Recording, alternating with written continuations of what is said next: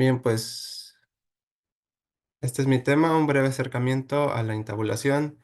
En el trabajo escrito tengo un título más amplio, pero bueno, lo que voy a abordar en la exposición es solo esto, según el tratado de Adrián Leroy. Y bueno, dice, la intabulación era una práctica común de los siglos XVI y XVII, y básicamente la intabulación consiste en la transcripción de obras vocales a instrumentos capaces de hacer polifonía, que les llamaban instrumentos perfectos. Sea el laúd, sea instrumentos de teclado, la vihuela, em, y específicamente su notación en tablaturas, lo que nos da una fuente, digamos, musical muy interesante, dado que antes las partes vocales de las obras solían estar separadas pues precisamente en partes, en diferentes libros. Esto para que los coros pudieran cantar con los integrantes no juntos, sino separados, o solían estar también escritas en los grandes libros, separadas de aquí a un lado una voz, a otro lado otra voz, abajo otra y abajo otra. Entonces, como tal, no existía una manera de representar, bueno, una manera común de representar la música como un todo. O sea, la única manera en sí de escuchar la música como tal era pues escucharla ya interpretada. Sí había partituras, los italianos tenían partituras que incluían las cuatro, digamos, las cuatro voces juntas una sobre otra, pero no era algo común. Usualmente las obras vocales solo existían por partes y separadas. Entonces, la intabulación es un proceso en el que tomaban los compositores, los laudistas, las cuatro partes y las juntaban todas en una sola tablatura.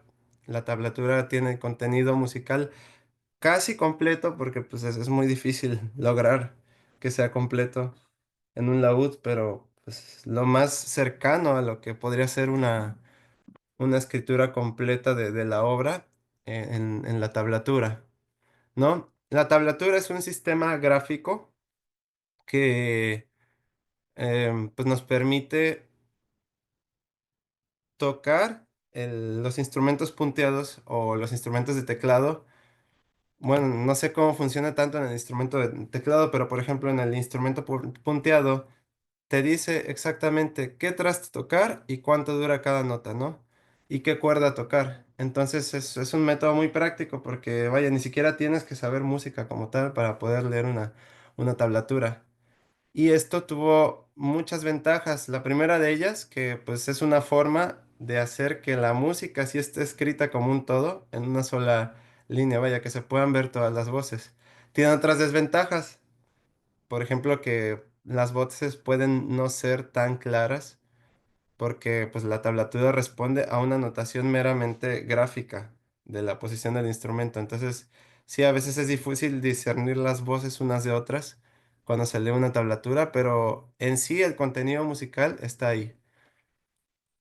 Entonces, bueno, el laúd en el Renacimiento se destacó como uno de los instrumentos más populares de su tiempo y pues no es coincidencia, es un instrumento que tiene la capacidad de tocar música polifónica, es un instrumento accesible para la mayoría de las personas, es un instrumento que te puede acercar, sí, a varios tipos de repertorios.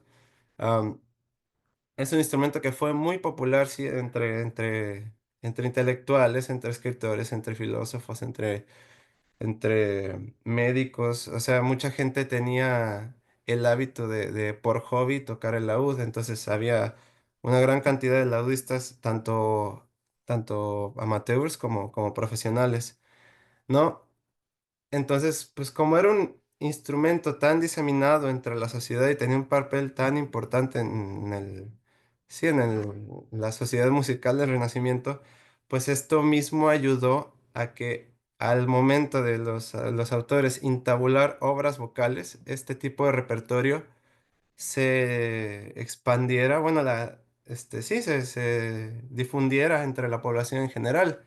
no era tan común escuchar un cuarteto vocal, ¿no? Un ensamble vocal, este, y al mismo tiempo brindó al laúd, pues, de música de excelente calidad, ¿no? O sea, de entrada, tocar una intabulación de una obra vocal es una puerta a música de primer nivel que todos podían tocar sin necesidad ni siquiera de instrucción musical formal. Este, pues sí tenía una simbología cultural. Se consideraba que el laúd era la reencarnación de la lira de Orfeo. Sí era un instrumento para todos, preferido por profesionales y por aficionados. Tenía su difusión en todas las esferas sociales y tenía la capacidad de ser un instrumento solista para tocar en casa, para tocar en reuniones. Se podía adaptar polifonía, súper versátil. Laúd, la guitarra, siempre amigo de todos, ¿no? Creo que nos hacen feo, pero es un instrumento que siempre ha sido amigo del hombre. Bueno, el proceso de intabulación, pues como tal, se dice fácil, pero pues no es tan fácil, porque pues necesitas primero que nada las fuentes originales, ¿no? Pues les decía hace un momento que la música no estaba en scores como tal, sino que se encontraba dispersa en diferentes libros, entonces los músicos necesitaban acceso ya sea a las partes vocales, a las partes separadas para poder unir cada una y juntarla en una tablatura. Y pues obviamente pues necesitas una comprensión profunda de esas obras para poder trasladarla a un instrumento como lo es el laúd. Esto es una guitarra, pero pues no tengo laúd, ni modo. Este, Desafío de la transcripción. Pues sí, es un desafío condensar el contenido de una obra, por ejemplo, a cuatro voces, a un solo instrumento. Digo, la capacidad polifónica del laúd es amplia, sin embargo, es muy difícil lograr cuatro voces simultáneas sonando siempre al mismo tiempo. A veces tienes que hacer trucos ahí para que estén sonando tres voces y dejaste colgada la otra voz y de pronto retomas esta otra voz que dejaste colgada y le das el espacio. O sea, hacer una serie de trucos para lograr que la polifonía no se pierda, sea clara y, y no pierda en sí la esencia del tejido musical original, porque eso sí, los intabuladores se tomaban la seriedad de hacer las cosas lo más apegado a la fuente original posible. Y si eso incluso implicaba que las posiciones no fueran para nada cómodas o fuera difícil, pues no les importaba. Claro, esto dependía siempre de la habilidad de un laudista o de otro laudista para poder hacer ciertas cosas, ¿no? Siempre hubo discrepancias en la toma de decisiones sobre qué voces mantener y sobre cómo podían estas ser adaptadas a la laúd. Otra ventana interesante que abre la entabulación es la música ficta. ¿Por qué? Porque la entabulación es una fuente importante de la época en la que nosotros podemos ver claramente cómo se hacía la práctica adecuada de la música ficta, porque pues tenemos las dos divisiones de música ficta que se dividen en causa necessitatis y causa pulchritudinis, o sea, por bien de la necesidad y por bien de la belleza. Entonces, bueno, pues quizá las notas que debían ser alteradas de la fuente original, que eran por necesidad, pues a lo mejor son un poquito más obvias, pero, y eso no siempre, ¿eh? Pero bueno, cuando se trata de causa pulchritudinis por el bien de la belleza, pues está padre ver pues cómo los laudistas se tomaban esa libertad de decir dónde y qué notas ellos querían alterar para hacer un propio discurso. Si esa era la intención del compositor, pues no lo sabemos, no hay manera de saberlo. Al final es su culpa por no querer anotar las notas, por no querer anotar sus sostenidos y sus bemoles. Pero bueno, entonces el laudista se tomaba esa libertad de decidir qué notas iba a alterar y qué notas no. Otra característica que podemos encontrar en las tablaturas, en las entabulaturas, es la ornamentación, que sí respondían siempre a una expresividad y estilo personal de los autores. Am, am, a veces la ornamentación, en el caso del laúd, se usaba para expandir el sonido del laúd, porque recordamos que el laúd es un instrumento de sonido limitado, ¿no? No es como una voz que puede mantener un sonido o un órgano que tiene la capacidad por los fuelles también de mantener los sonidos, sino que el laúd tiene un sonido limitado. A veces la ornamentación se usa para expandir la duración de una nota, también se usan para, como una manera de arreglar y resolver pasajes difíciles.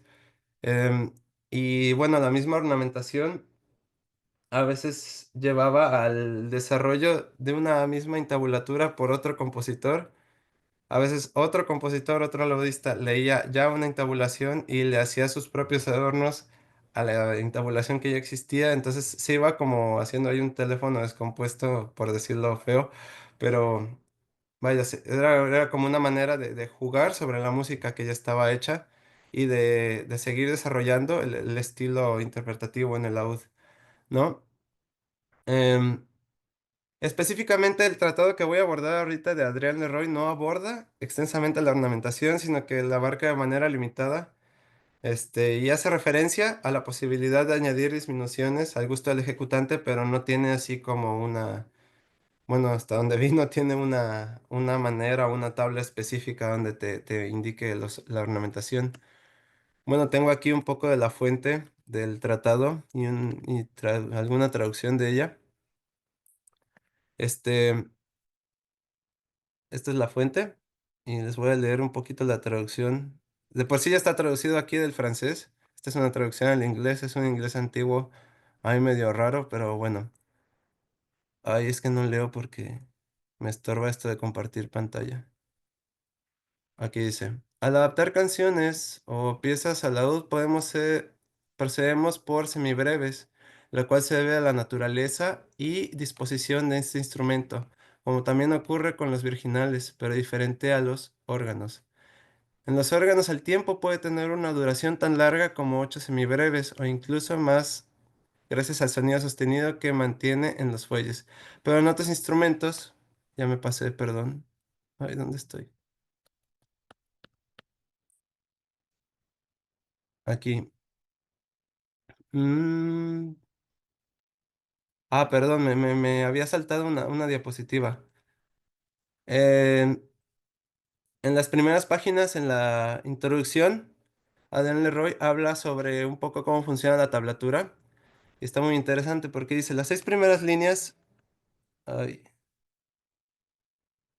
ajá, las 6 primeras líneas representan las 6 cuerdas del instrumento. Vamos por partes. Entonces aquí en la tablatura tenemos 6 líneas. Uno, 2, 3, 4, 5. Perdón, son los espacios. Uno, 2, 3, 4, 5, 6. Desde arriba hasta abajo. ¿No? De abajo hacia arriba. Y dice, las primeras 6 líneas representan las cuerdas del instrumento. El espacio justo debajo de la primera línea es el bajo grave. Y dice, mi intención es enseñar a aquellos que deseen tocar el laúd, como pueden hacerlo sin gran conocimiento de música, sin necesidad de conocer más que ut, re, mi, fa, sol, la, y conocer el valor o duración de cada nota, sin que les sea necesario avanzar más en el conocimiento de ninguna composición ni contrapunto. O sea, eso a mí se me hace súper padre porque es como una manera de, como les decía antes, de acercar esta música a la población en general, ¿no? Y luego habla un poco de la teoría de los modos, que les llama todos tonos, estos 8 tonos. Ahí dice, hay una diferencia de 4 llamados los tonos principales, es decir, el primero, el tercero y el quinto y el séptimo, y los 4 que son sus respectivos modos serviles. O sea, nos está hablando de los tonos auténticos y los plagales, que son el segundo del primero, el cuarto del tercero, el sexto del quinto y el octavo del séptimo. De estos 8, el primero y el segundo terminan en re, o sea, su nota finalis. El cuarto, el tercero y el cuarto en mi, el quinto y el sexto en fa, el séptimo y el octavo en sol, ¿no? No obstante, puede haber cambio de transposición, como en el primer y segundo tono, desde re a sol, g sol re ut, y desde re a C, sol, fa, ut. Ok. Entonces, pues sí explica brevemente la cuestión de los modos, lo de las notas finales, lo de los modos auténticos y los plagales. Em, y luego hay otra página que dice lo que les estaba diciendo hace rato que me había saltado. Dice, al adaptar las obras... Ay, se me mueve esto, perdón, es que no puedo leer.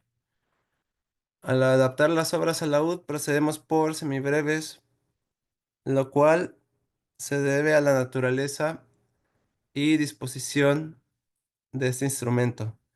Dios mío. Am, y dice, en los órganos el tiempo puede tener una duración tan larga como 8 semibreves o incluso más, gracias al sonido sostenido que se mantiene en los fuelles, pero en otros instrumentos su duración depende totalmente del toque de los dedos y no puede extenderse más que una semibreve. Si la cuerda de un lado no se pulsa de nuevo y la tecla del otro no se mantiene presionada, no hay razón para que continúe. Por esta razón, la naturaleza nos ha obligado a dividir las máximas siempre en 8 partes, longas en 4 y breves en 2. Luego trabaja sobre una transcripción de una obra de Orlando Di Lasso que se llama Quan non Mary. Y lo primero que plantea es el registro de cada una de las voces. Aquí podemos ver el compás, le llaman de otra forma que está aquí oculta. ¿Cómo es? The Reach or Compass of Quan non Mary, ¿no?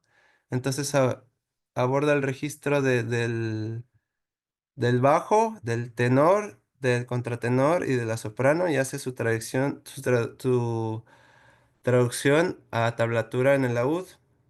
La A corresponde a la cuerda abierta, la sexta cuerda abierta, que en el laúd sería un sol. Entonces aquí nos marca sol, la, si, do, re, mi, fa, sol. En el laúd nos marca cuerda abierta, sexta, sol, segundo traste, que es la C. Ah, sí, la tablatura francesa se anota en orden alfabético, ¿no? Tenemos la A, que representa la cuerda al aire, abierta. Tenemos la B, que es pisar primer traste. La C, segundo traste. La D, tercer traste, y así sucesivamente, ¿no? Entonces nos pone que la sexta cuerda se toca al aire. Luego, segundo traste. Tercer traste. Luego pone perdón, cuarto. Es cuarto traste porque es una E, sí. Luego, quinto traste pone la F, sin embargo, el quinto traste ya es equivalente a la quinta cuerda al aire. Por eso le pone aquí A al aire. Entonces, sexta en quinto traste, en la F, es equivalente a la quinta cuerda al aire, ¿no? Entonces, ya a partir de quinta cuerda tenemos, en el laúd sería re, mi, fa sostenido, sol. Después tenemos cuarta cuerda al aire. eh, Perdón, estoy diciendo mentiras. Sexta cuerda al aire es sol, quinta cuerda al aire es do, cuarta cuerda al aire es fa. Por lo tanto, en la cuarta cuerda al aire tenemos fa, este, fa, sí, al aire. En segundo traste, sol. En cuarto traste, la. Y tenemos en el laúd la tercera cuerda al aire, que sería un la. Y bueno, esto corresponde con el registro del, del bajo. También nos marca aquí el registro del tenor, del contratenor y del agudo, ¿no? Del soprano. Bueno, aquí hay un ejemplo de... Va progresivamente. Empieza... Ya se me pasó el tiempo. A ver, ¿qué dice acá? Uy. Bueno, Todavía quedan 5 minutos, venga, adelante. vale. Sí. ¿Dónde está esta cosa? Zoom. Ahí. Compartir. Compartir. Bien. Bueno, el método de Adrien Leroy, para ponerme francés. Va progresivamente, te muestra primero cómo se intabula una voz. En este caso tiene aquí la soprano, anotada en notación blanca. Y sí, como podemos ver, los, ay, este es el otro. Como podemos ver, la figura notacional en la tablatura es exactamente la mitad de lo que está sugerido aquí arriba en la notación blanca, ¿no? Eso lo explicó hace rato y decía que era por la duración, la capacidad de la duración de las notas de laúd. Entonces tenemos aquí esta figura que nos indica el ritmo, esto que nos indica la posición, este, que se va a pisar y la altura de la letra nos indica la cuerda. En este caso nos está diciendo que la segunda cuerda se toca al aire y luego en tercer traste. Y sonaría así.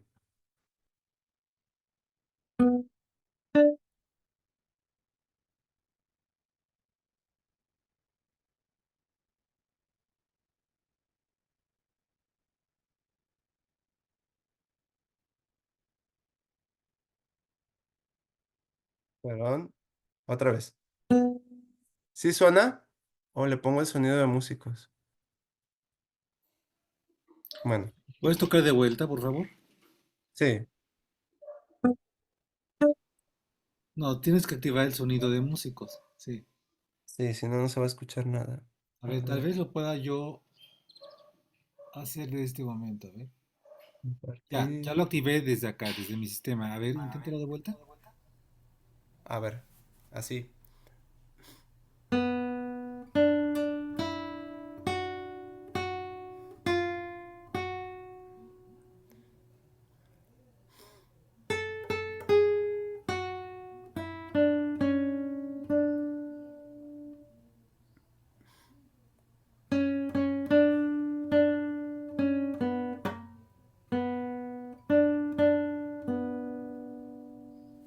Esa es la voz, bueno, un fragmento de la voz transcrito en la tablatura, ¿no?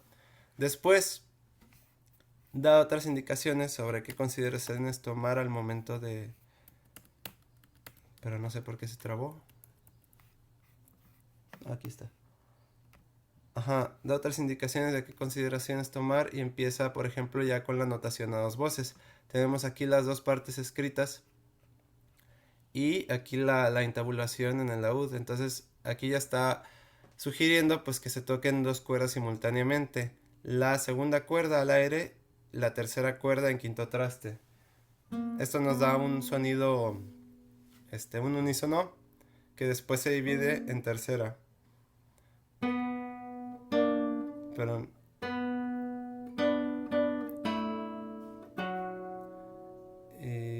ajá,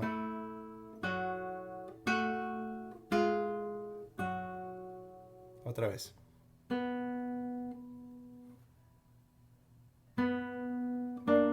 Ups, me puse cromático.